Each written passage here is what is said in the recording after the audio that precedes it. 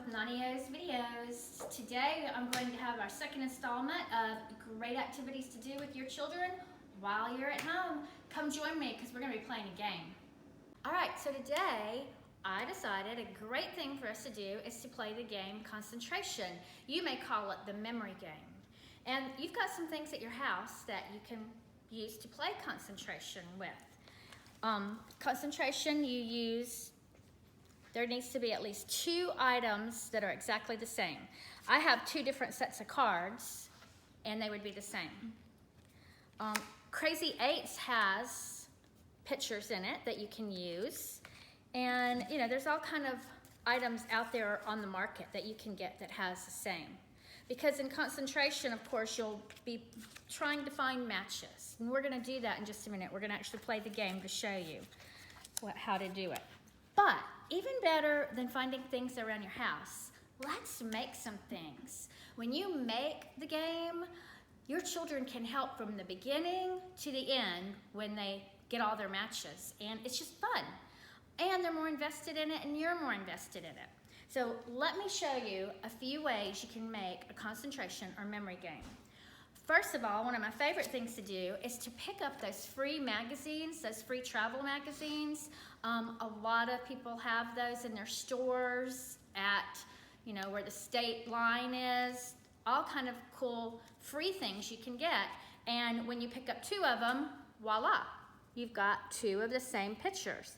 And how cool is it when it is actually a travel or it shows some culture that maybe you don't have in your home state. So take them, find some pictures, cut them out, index card. How simple is that? I was lucky enough to get this one laminated. You certainly don't have to do that. Let your children help you. Give them some index cards and let them go on a scavenger hunt to find 2 things that are the same. I bet you've got some stickers around your house somewhere. These are some old peanut stickers I had, and we're going to make a peanut concentration game. Your older children can actually create concentration games by themselves. Look how cool to make some mandalas and actually then use that to do the concentration game. And just to show you, as I was looking under my printer, I found these old business cards. I do not know how old these are. I bet you they're 25 years old.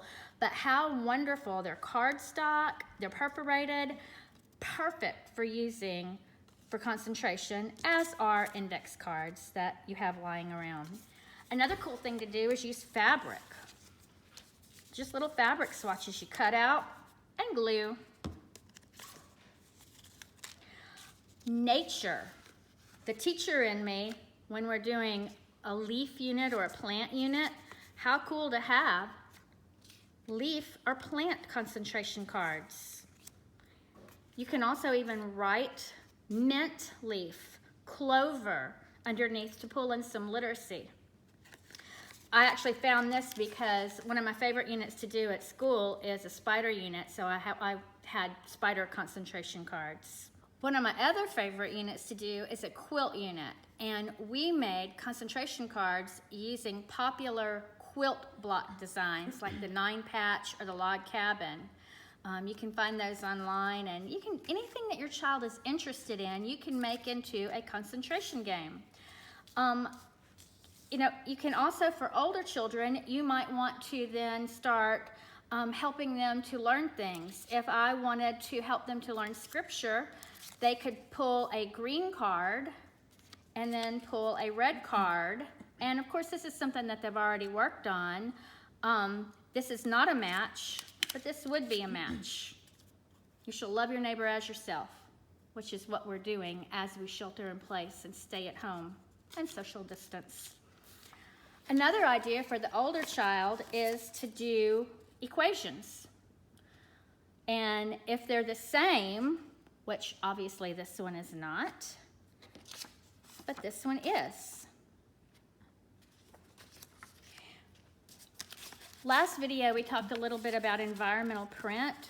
They love environmental print.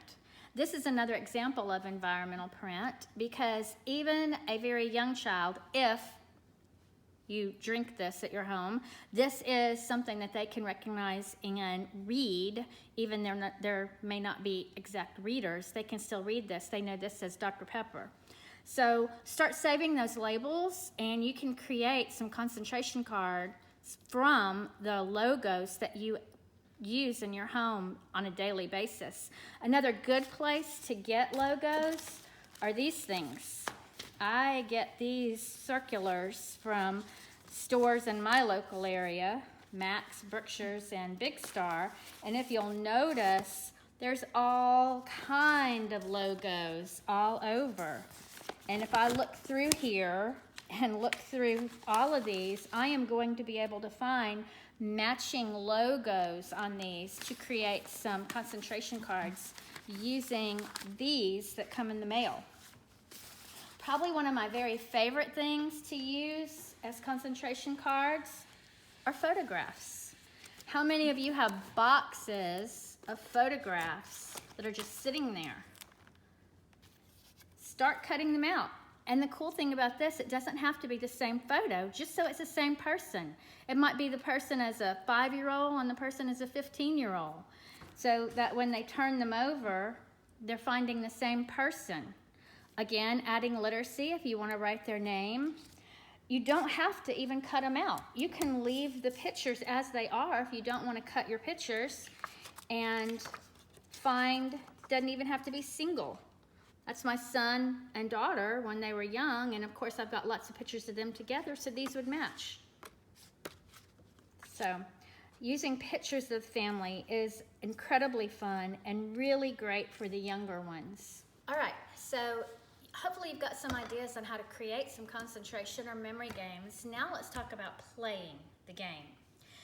Again, this is something that you can play from 2 years old, even younger, on up to adults. Game shows have memory and concentration games on them, so you can do it all ages. But a very young child is going to be more successful with Lotto. And let me show you the difference with Lotto.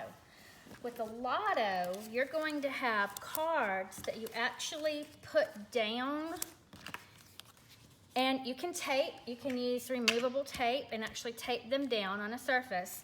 And a younger child will just do the matching. Crawfish to crawfish, shrimp boat to shrimp boat, heron to heron. So that's called Lotto. And you would expect 2-year-olds and younger to play a Lotto game, okay? Then you use the same cards to play your concentration game. And well, let's just talk a little bit about the concentration game. The younger the child, the fewer the cards, of course. And as you start to play with them, you start to figure out how many cards you can add in. Start with 4 sets, so it would be 8 cards. Put those down, make sure you've got your matches, and let's see how the child does with finding matches. When you're playing a game, and a game is an incredibly important thing to do, and oh my goodness, a face-to-face game when you're playing with somebody is so much more important than technology. In a face-to-face game, when you're actually playing with the person, you get the interaction, you get appropriate voice inflection, the appropriate facial expressions, everything's congruent. They don't get that in technology. All they're doing is acting on technology. Technology, maybe Alexa might talk to them a little bit, but other than that, they need face-to-face interactions. They need games. This game can build math skills. This game builds literacy skills, social skills. A big thing about this game is visual discrimination. What's so important about visual discrimination? What's the difference between a 6 and a 9, a B and a D? It takes visual discrimination to read. So this game is so important in that. And just as it says, concentration, just the ability to play a game and to stick to it. So start out with rules. Talk about the rules before you ever play a game. Another thing that might be important to do is to look at all your pictures and name them. Crawfish, shrimp boat, heron, oysters. Let the child actually name them before you start playing. Okay? So then as you play, talk about the rules. turn one over, turn another one over. If it doesn't match, turn them back. Turn one, next person, turn one over, turn the other, doesn't match, turn them. Next person, turn one. Whoops, obviously I don't have the right one in there. If it matches, they keep. Now you've decided before the game ever started, if they get a match, do they get to go again or not? You gotta decide those kind of things before the game begins. And know that 2 and 3-year-olds are gonna have a hard time sticking with the rules.